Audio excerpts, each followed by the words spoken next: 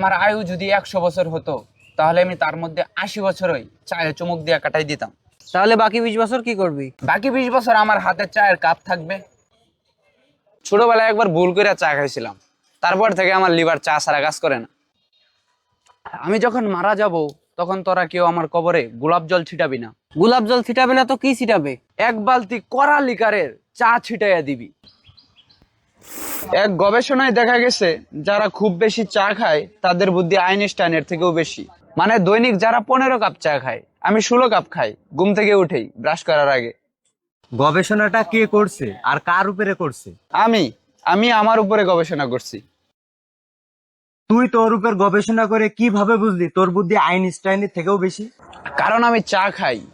তা প্রমাণ কিভাবে পালি যে চা খাইলে বুদ্ধি বেশি হয়? আরে প্রমাণ তো চা চা খাইলে বুদ্ধি পারে, এটাই প্রমাণ।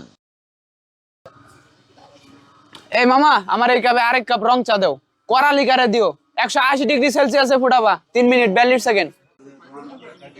কালকে একটা মশা আমারে কামড় দিছিল, বেচারা কামড় দিয়ে বেহুশ। কি কস? হ্যাঁ, কড়া লিকারের চা খাইতো।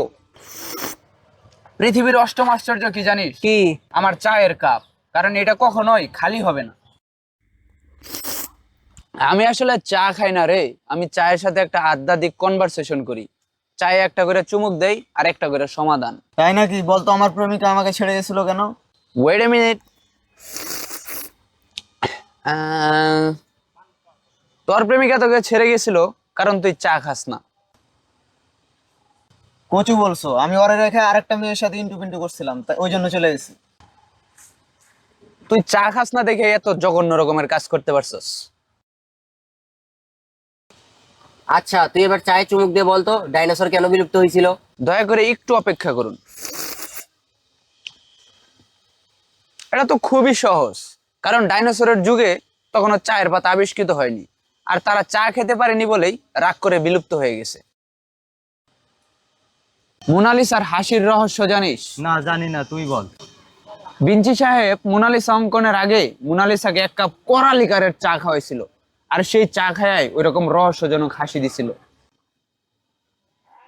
আমার কাছে টাকা নাই, তোমার 1 কাপ চা খাওয়াই দেবো না।